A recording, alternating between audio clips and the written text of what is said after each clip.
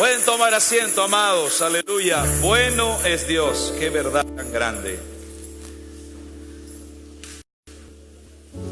Todos nosotros conocemos un cuadro de Leonardo da Vinci muy famoso.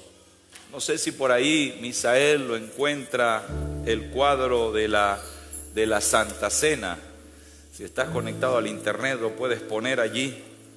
Es un cuadro muy famoso, que tiene una verdad bíblica y tiene algunos errores históricos. ¿Cuáles son los errores históricos que tiene el cuadro de la Última Cena? Que en el tiempo del Señor no había mesas así.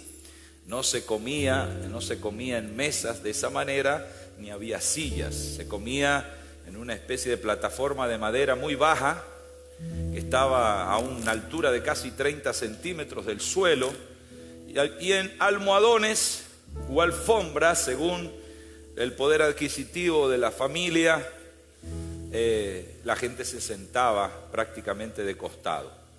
Comían con las manos, es decir, sin utilizar cubiertos. Por eso se lavaban siempre los pies. Ahí teníamos la imagen un poco borrosa, pero bueno, tienen que imaginarla. Y se lavaban también las manos, justamente porque comían con las manos, como nosotros cuando comemos los pollos a la canasta, ¿no? No me acuerdo qué pollo se come solo con las manos. Hay un pollo que sirven. El Copacabana no sabía que se comía con la mano.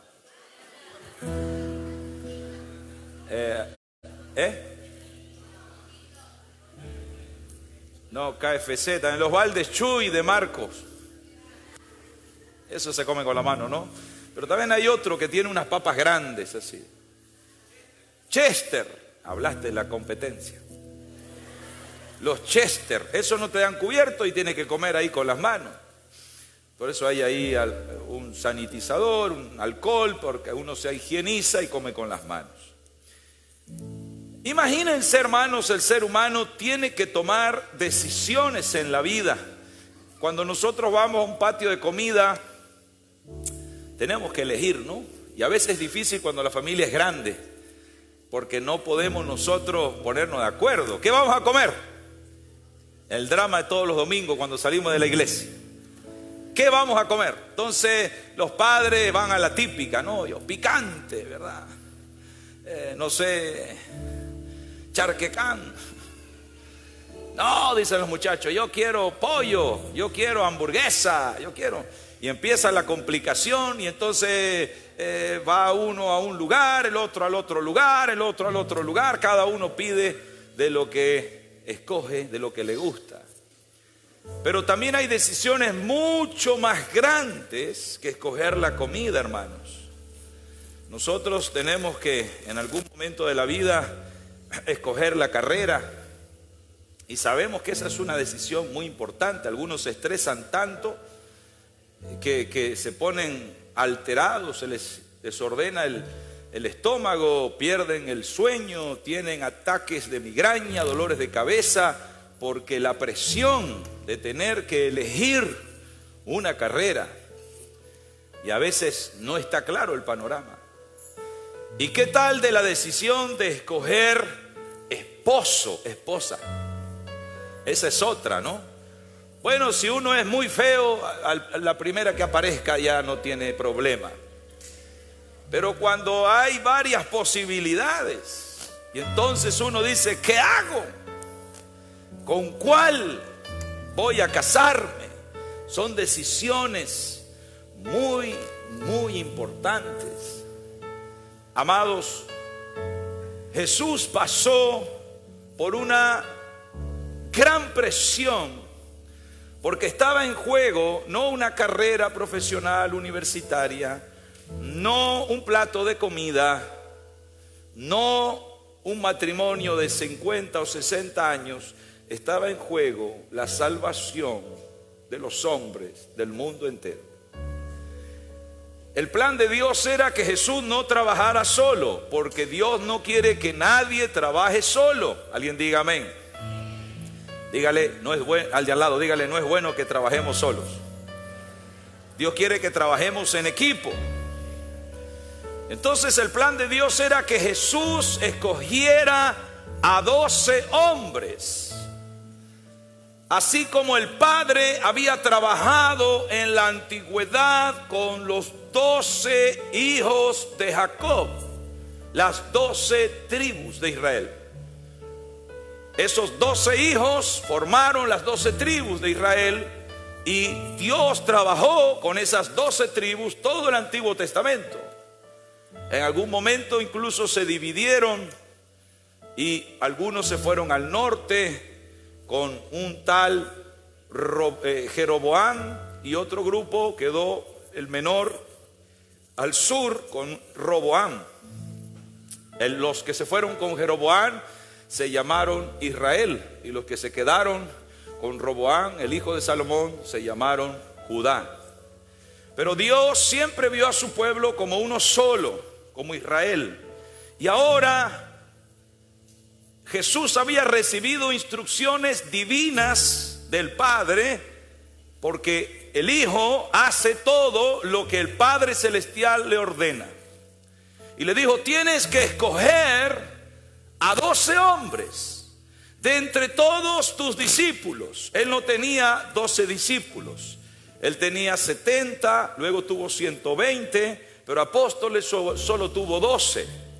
Entonces Jesús hizo lo que todos deberíamos hacer antes de tomar una decisión. Dice San Lucas capítulo 6, versículo 12. Lucas 6, 12. En aquellos días él fue al monte a orar y pasó la noche orando a Dios.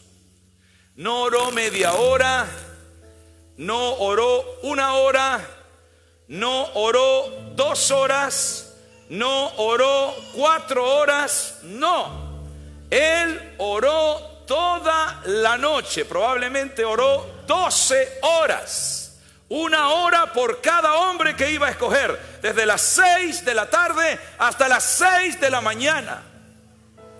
Toda la noche orando, 12 horas de rodillas orando al Padre. ¿Qué significa esto, hermanos? Que era una decisión muy importante. Por eso la cantidad de oración, por eso la importancia del tema hacía que Jesús orara tantas horas. ¿Cuántos creen que Jesús es omnisciente? Jesús lo sabe todo. Pero Él, como estaba encarnado en un hombre, nunca abusó de su poder divino como verbo de Dios, sino que siempre como hombre se humilló para darnos a nosotros ejemplo. Cuanto más oras, mejor decisión vas a tomar. Cuanto menos ores, peor va a ser la decisión que vas a tomar. Si tú no oras para escoger una carrera, no vas a escoger bien. Si no oras para escoger un esposo, una esposa, no vas a escoger bien. Jesús oró toda la noche para escoger a sus 12 apóstoles. Verso 13. Y cuando era de día, llamó a sus discípulos, a esos 120, y escogió a 12 de ellos, a los cuales también llamó apóstoles. ¿Quiénes eran esos hombres? El verso 14, 15 y 16 nos responde esa pregunta. A Simón, a quien también llamó Pedro, a Andrés su hermano, Jacobo y Juan, Felipe y Bartolomé, Mateo, Tomás, Jacobo hijo de Alfeo, Simón llamado Celote, Judas hermano de Jacobo, y Judas Iscariote, que llegó a ser el traidor. Como ven, como pueden notar, él tenía discípulos, pero entre todos los discípulos, ya los discípulos eran escogidos. Hubo una elección más profunda. Dios a todos nosotros nos eligió para ser sus hijos desde el vientre de nuestra madre. Desde antes de la fundación del mundo, Él dijo que nosotros íbamos a ser para Él. No somos salvos porque nosotros somos más santos, más moralistas, más espirituales o mejores que los que están ahora gritando en el infierno sin consuelo. Nosotros somos salvos porque Dios tuvo de nosotros misericordia. Él nos escogió. Siempre lo grafico así, es como cuando la pastora y Ruti fueron a la 3 pasos al frente a comprarle un compañero a Pepo. Y habían muchos perritos ahí.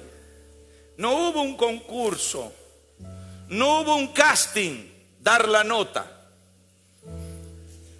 No hubo un yo me llamo.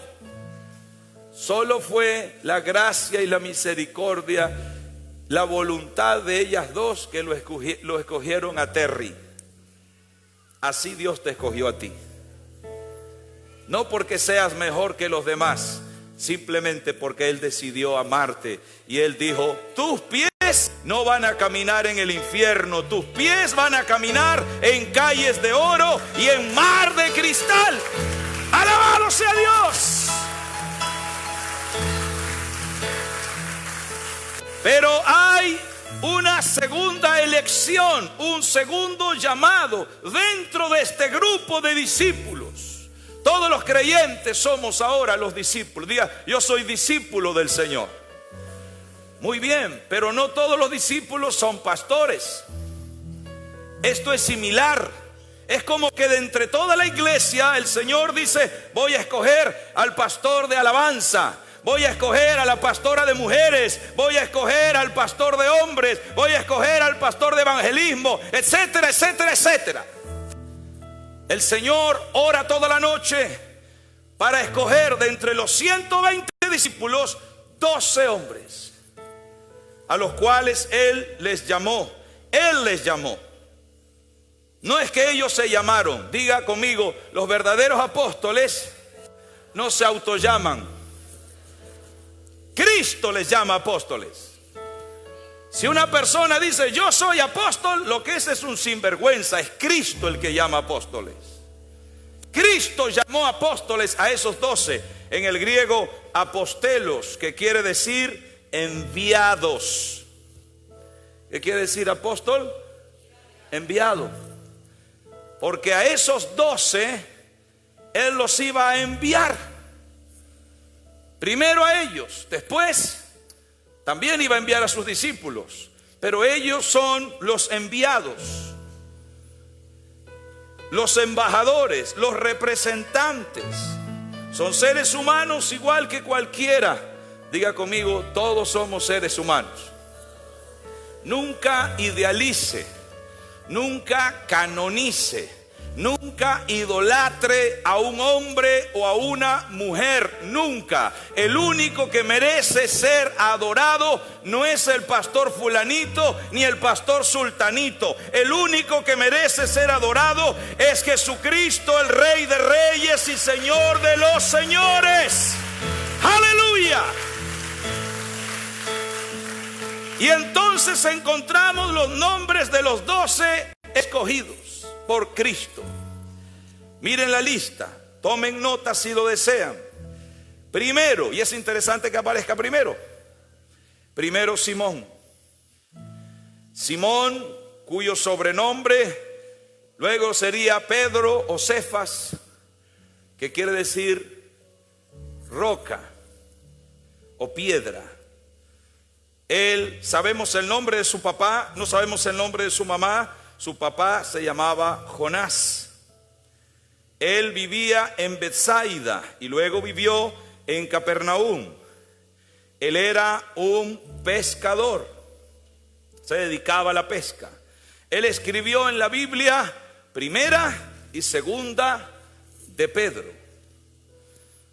Él confesó a Jesús como Mesías. Fue el primero que dijo en Mateo 16:16: tú eres el Cristo, el Hijo del Dios viviente.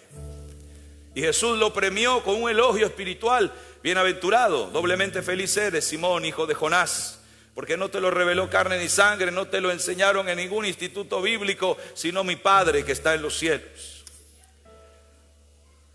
También sabemos que hubo momentos únicos en la vida de Pedro. Él era parte del círculo íntimo de Jesús. Jesús tenía 120. De los 120 escogió ¿a cuántos? A 12. Y de los 12 él tenía 3 que eran los más íntimos. Tenía un grupo aún más íntimo. Aquel era el tercer anillo, este era el segundo anillo, este era el casco viejo. Tenía 3 que eran los más íntimos. Entre ellos estaba Pedro. Eso lo enseña Marcos 5:37. Pedro hizo algo que todo surfista quisiera hacer: caminó sobre las aguas. Marcos 14:29. Él fue testigo ocular en Lucas 9:28 de la transfiguración de Jesús de Nazaret. Lo vio glorificarse. Él falló. Dios escoge personas sabiendo que van a fallar. Porque Pedro era un hombre que tenía, algunos dicen, Pedro no tenía fe. Les voy a decir algo: la virtud más grande que tenía Pedro era la fe. ¿Cuál era la virtud de Pedro? Era el que más fe tenía de los 12, solo que la fe a veces no le alcanzaba. Nadie puede decir: oh, yo tengo una fe. Toda fe va a ser puesta a prueba. ¿Qué dije? Toda fe va a ser puesta a prueba. ¿Cuántos tienen fe en el Señor? ¿Cuántos quieren más fe? Entonces va a ser puesta a prueba. Como cuando una persona flaquita que tiene las piernas muy flaquitas y dice: quiero tener las piernas más gruesas. Entonces la única manera de que tenga las piernas más gruesas es que esas piernas levanten peso. Y la fe tiene que ser probada para crecer. Y Pedro pasó exámenes de fe. En algunos aprobó, en otros se aplazó. Él negó al Señor 3 veces antes que cantara el gallo. Eso lo dice el Evangelio de Juan. Pero también dice Juan 21:15 que el Señor Jesús lo restauró. Amén. ¿Qué dijo Jesús a Pedro? Pedro, el diablo te pidió para zarandearte. ¿Qué pide el diablo? Pide servidores de Dios. ¿Qué pide el diablo? El diablo no viene y dice: Señor, dame un ladrón. ¿Para qué? Pues si ya es de él. Señor, dame un cholero para sacudirlo. ¿Para qué? Si ya es de él. Dice: dame un siervo tuyo. Déjame zarandearlo. El diablo le pidió al Padre: Pedro, te pidió a ti para zarandearte, le dijo Jesús. Pero sabes una cosa, yo he rogado por ti para que tu fe no falte. No le dijo: yo he rogado para que no te zarandee. Dice: yo rogué para que tu fe no falte. Porque la virtud de Pedro era la fe. Si Jesús dijo: yo he rogado para que tu fe no falte, es porque Jesús veía con sus ojos santos la fe de Pedro. Diga conmigo: Dios ve la fe en la gente. Es verdad, Dios la ve. Es el único que puede ver la fe. Las personas no saben quién tiene fe. Dios sí sabe quién tiene fe. Por eso es que Él responde: a unos sí y a otros no. Porque el que pide con fe, recibe. Dios ve la fe. La fe es visible a los ojos del Señor.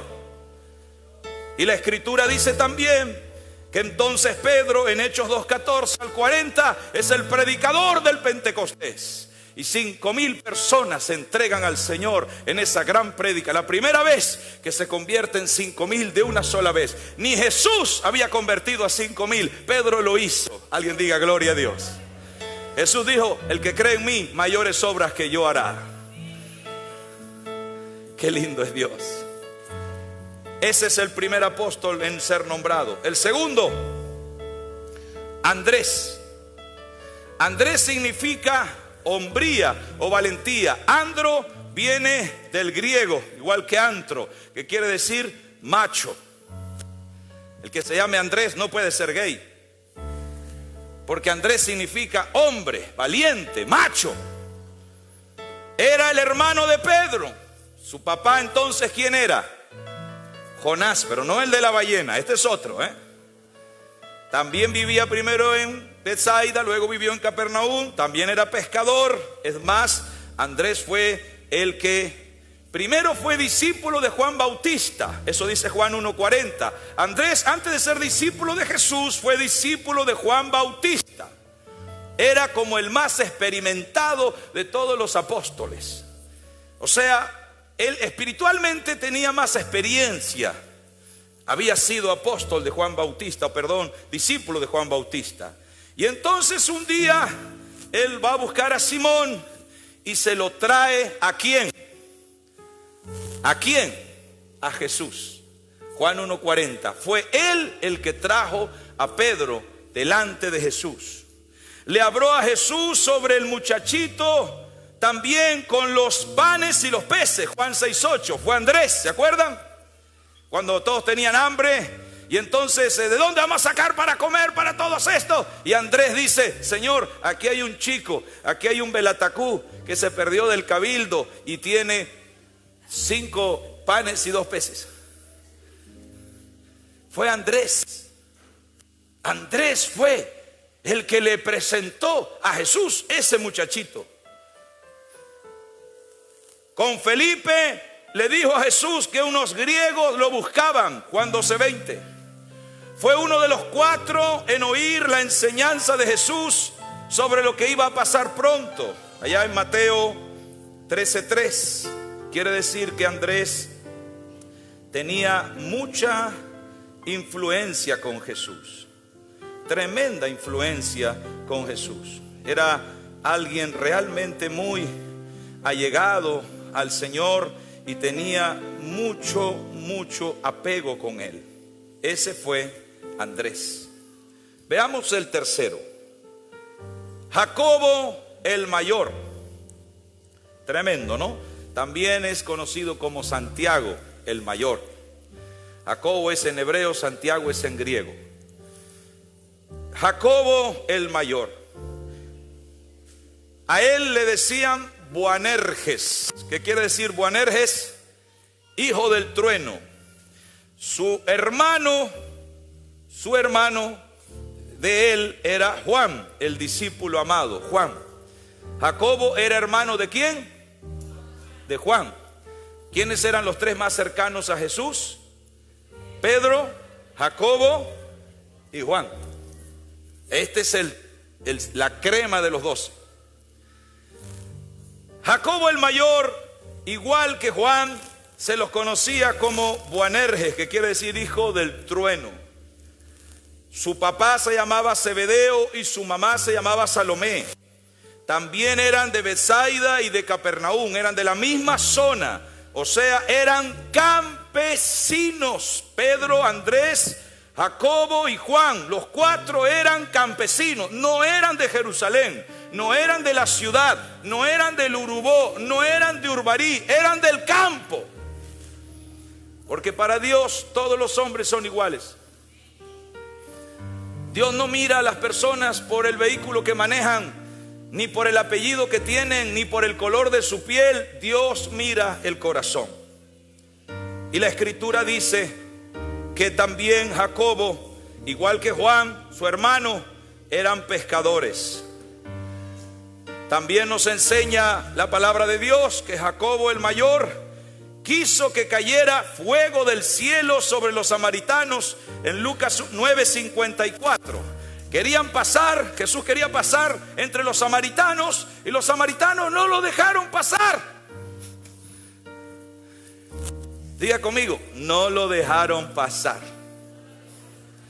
¿Qué dijeron? Esta tierra es nuestra, no te dejamos pasar. Perdón, excuse me, ¿entendí quichumana? ¿Qué dijeron? Esta tierra. ¿A quién le dijeron eso? Al Hijo de Dios. ¿Quién es el dueño de la tierra? ¿Perdón? ¿Quién es el dueño de la tierra? ¿Quién es el dueño de la paz? ¿Quién es el dueño de Cochabamba? ¿Quién es el dueño de Santa Cruz? ¿Quién es dueño de Bolivia? ¿Quién es dueño del África? ¿Quién es dueño del mundo? La tierra le pertenece solo a Dios. Ningún hombre puede hacerse dueño de ella.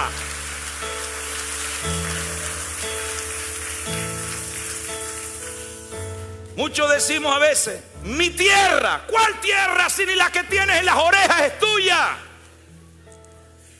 La tierra tiene dueño, dice la Biblia. La tierra es de Dios.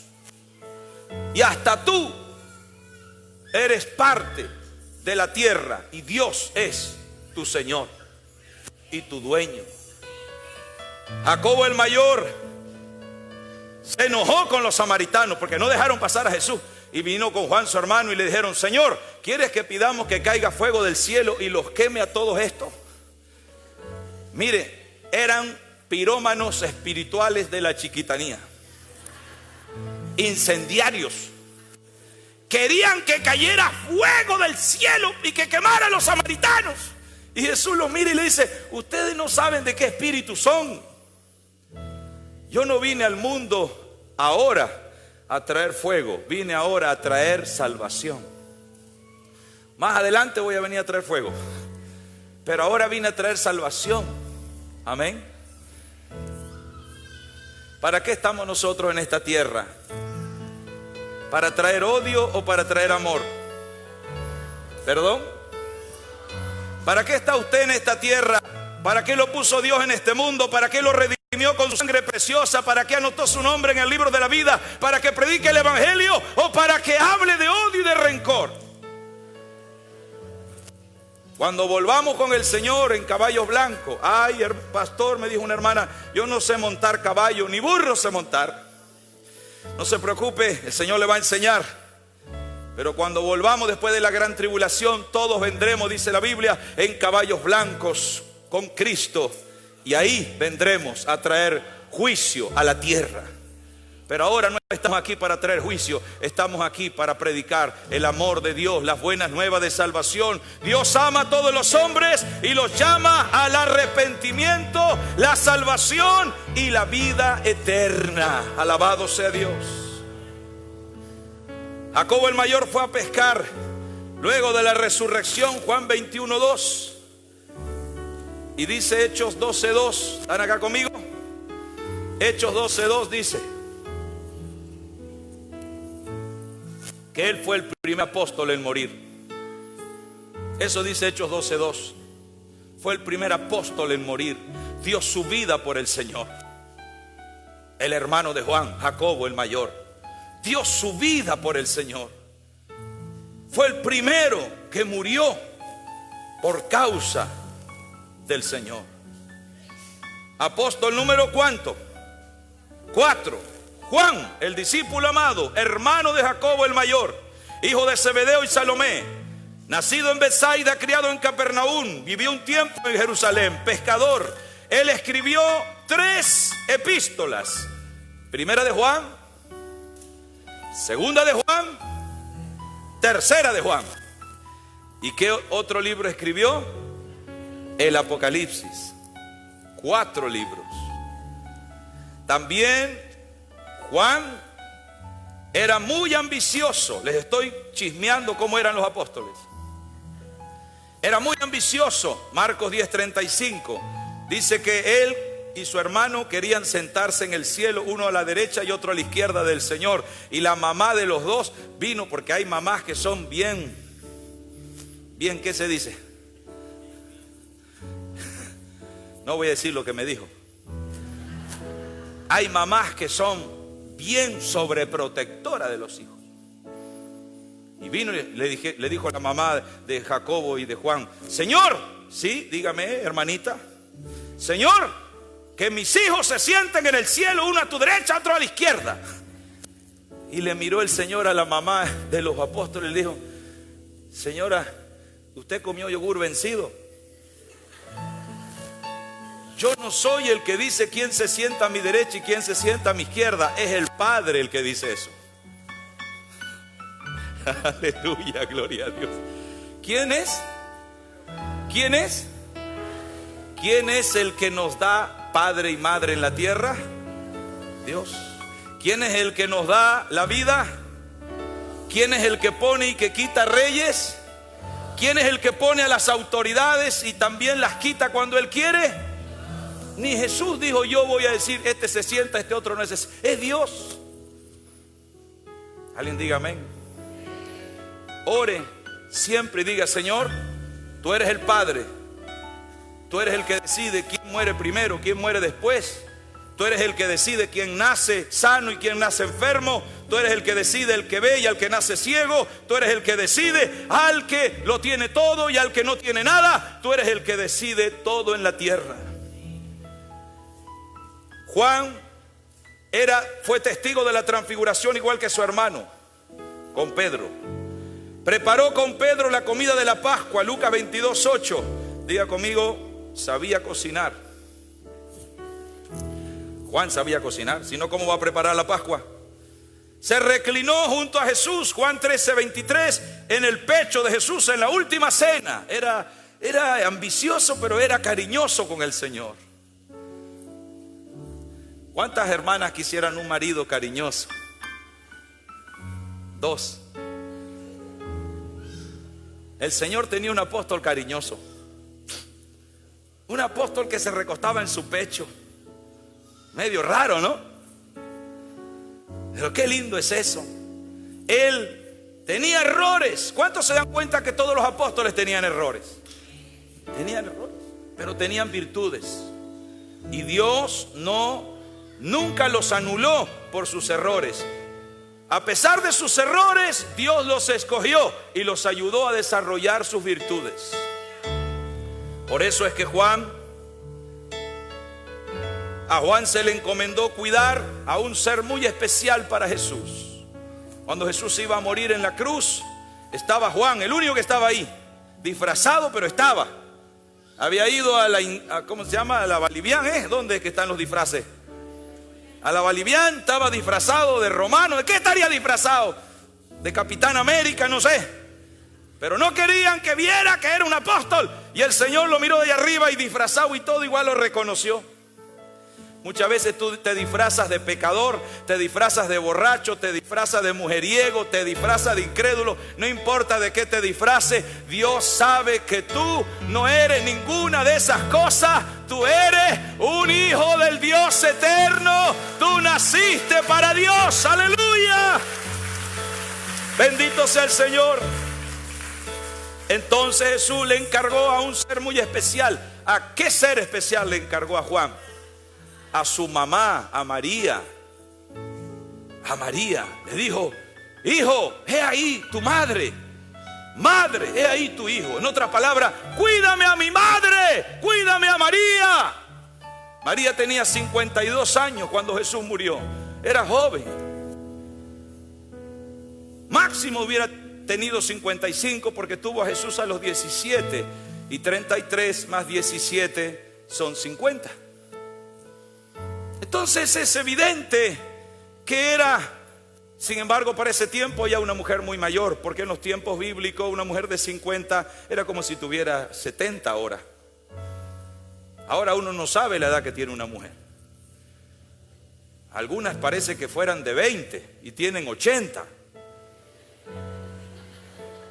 Y otras parece que fueran de 80 y tienen 20.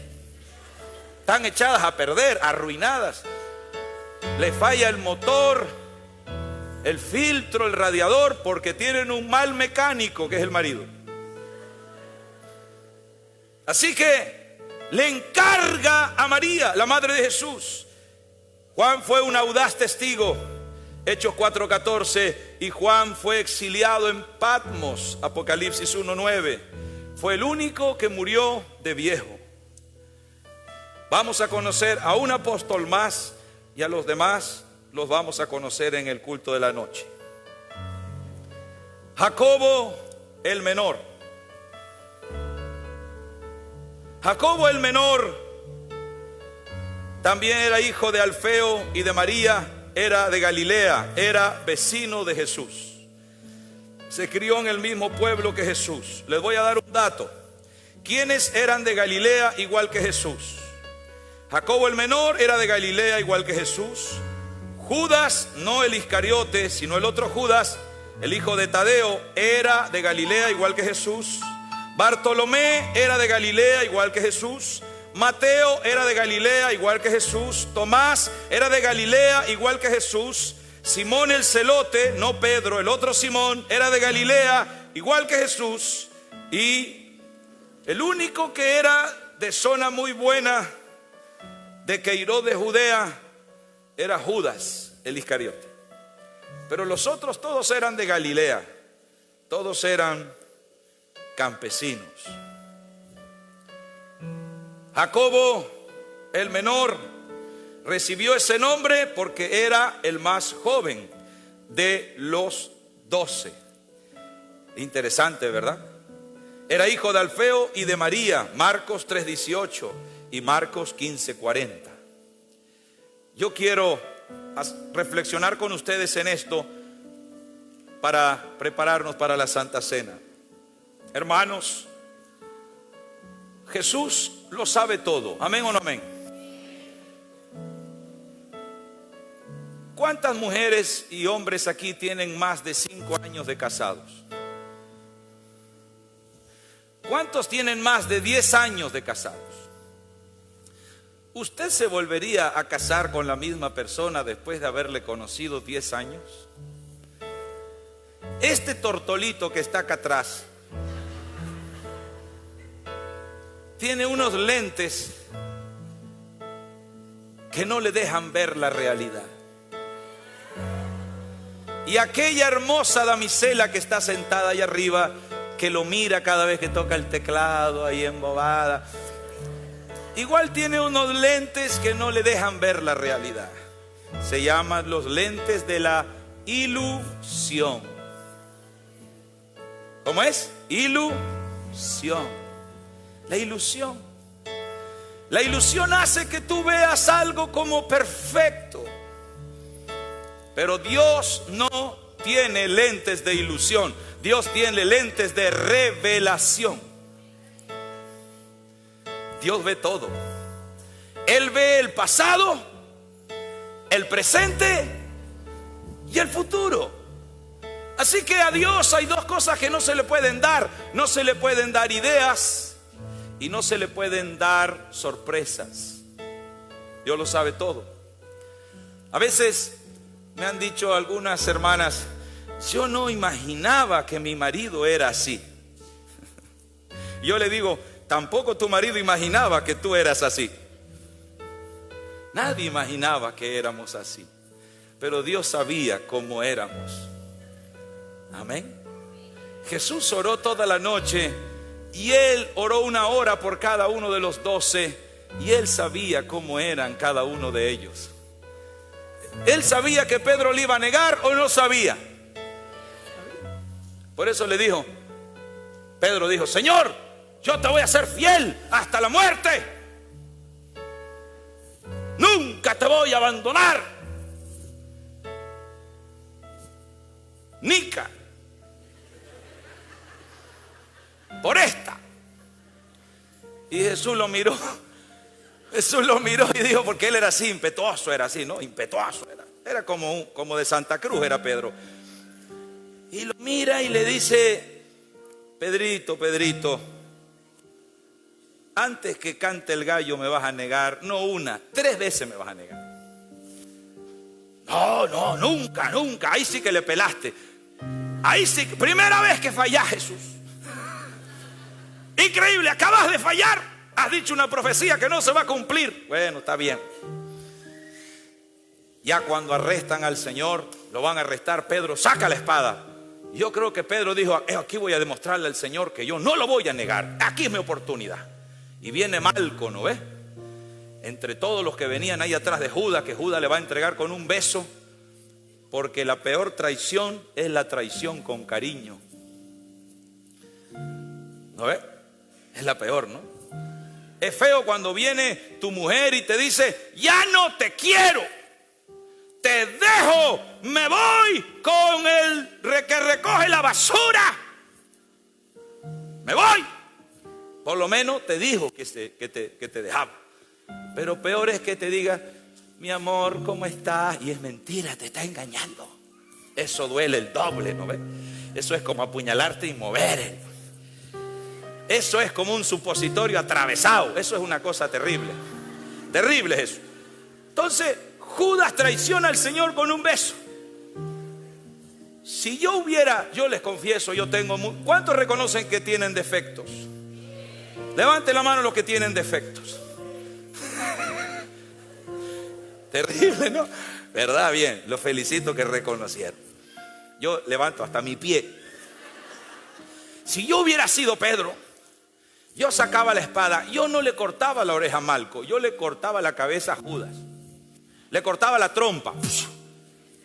Con esta trompa lo besaste, ahí está. Sin trompa lo hubiera dejado. Porque yo reconozco que a veces me puedo descontrolar. ¿Quién reconoce que a veces se descontrola? Por ejemplo, uno lo ve así a Francisco, todo tierno, todo dulce, todo. Es bien dulce, él sí repartía dulce antes. O sea, es bien dulce. Y yo veo cómo él ama a los niños. Y yo un día yo me preguntaba, ¿será que este Pancho alguna vez se enoja? Yo no sé si se enojará. Hasta ahorita no lo he visto enojado. Tampoco quiero verlo enojado. Quiero verlo, pero bien. Pero a veces uno no sabe cómo son las personas. Entonces, Pedro lo ve ahí venir a Malco, que era el jefe de la guardia de los sacerdotes que vienen a arrestar al Señor. Y entonces saca su espada. Y mire, era un apóstol con espada. ¿Se da cuenta? Apóstol con espada. Es como que usted dijera, yo voy a predicar el evangelio, voy a predicar del amor de Dios, y se va con una pistola 38 acá atrás. ¿Entienden, no? Dice que había un veniano recién convertido, una semanita tenía de convertido, todavía olía a azufre todavía. Y se fue a la plaza de Trinidad y empezó a predicar: amigos, parientes, arrepiéntanse de sus pecados, porque ya el horno del infierno está preparado. Pero Dios nos ama. Y un borracho que estaba sentado más allá: no le hagan caso a este, yo lo conozco, decía. Se dio vuelta el veniano: cállate ya, cállate, no me interrumpas. Digerí tu cerveza, calladingo, no me volvás a fregar. Porque, amigo, Dios es bueno, Dios es amor. Y el borracho de vuelta: no lo escuchen a este, dijo este, yo lo conozco, un charlatán, mujeriego, cholero, sinvergüenza. Que te calles, te dije, no me interrumpas, no veas que estoy predicando el amor de Dios. Por eso, parientes, quiero invitarles a que se bajen del caballo del orgullo, caramba, y se arrepientan de sus pecados. Y el borracho de vuelta: no le hagan caso a este, yo lo... Ay, se enojó, se remangó, se dio vuelta, lo agarró del cuello, pa, en el piso, pa, lo dejó todo molido. Y la gente mirando, si estaba predicando el amor de Dios, y lo molió a palo al borracho. Y después sacó su pistola y dijo: y agradecé que la semana que viene me bautizo, si no te daba un tiro ahorita. O sea, todos tenemos nuestro viejo hombre que nos sale. Entonces Pedro le corta la oreja a Malco. No es que tiró así. Los expertos, los exégetas creen, los exégetas son los que no son los ex enojados, exégeta, no, exégeta quiere decir estudiosos de la Biblia que se dedican horas y horas a comas, tildes, palabras, traducciones, diccionarios, esa gente, ¿verdad? Y dice que probablemente Malco vio que venía la espada en el aire y bajó la cabeza. Por eso salvó su cuello, porque fue un golpe a cortarle el cuello. Entonces le cortó la oreja. Y el Señor le dice: guarda tu espada, Pedro. Y toma la oreja y se la pone a Malco de vuelta. Esa oreja tenía poderes supersónicos después para escuchar, porque Jesús se la pegó. Hay hermanas que yo les llamo Malca, porque escuchan todingo. Entonces Pedro dice, he aprobado, soy un discípulo fiel. ¿Cómo que le voy a negar? Y se lo llevan a Jesús.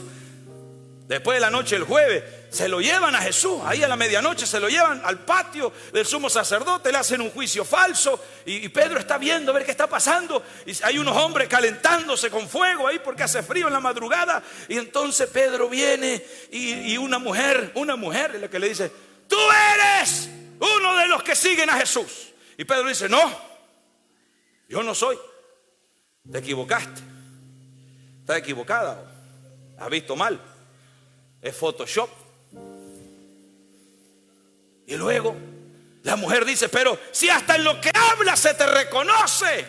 No, dijo, te estoy diciendo que no. ¿Cómo que no? Si mira la forma en la que hablas. Entonces Pedro dice que maldice. O sea, Pedro dice malas palabras para que no crean que es cristiano. Algunos de ustedes dicen malas palabras también para que no crean, ¿no? Le dicen ajos, perejiles, comino, todo dice. Entonces, no es, dice, no es. Porque si fuera cristiano así no hablaría. Y entonces el gallo, ¡kikiriki! Y Pedro se acuerda. ¿Verdad? Se cumplió lo que dijo el Señor. Y había una ventana así, abierta, que no tenía vidrio porque no existía en ese tiempo. Y Jesús está allá adentro siendo interrogado. Y cuando canta el gallo, Jesús gira la cabeza y mira a Pedro a través de la ventana. Y Pedro lo ve a Jesús, al maestro, y empieza a llorar. Y Jesús, yo me imagino el rostro de Jesús allí, ¿verdad? Amarrado, quizás las muñecas están a punto de declararlo culpable para crucificarlo. Y Jesús mira a Pedro y solamente le hace así con la cara, ¿verdad? No pasa nada. Yo ya sabía que esto iba a pasar. Hermano, vamos a tomar Santa Cena. Y muchos de nosotros hemos cometido muchos errores. Pero sabes una cosa, Jesús ya sabía que eso iba a pasar. Y aún así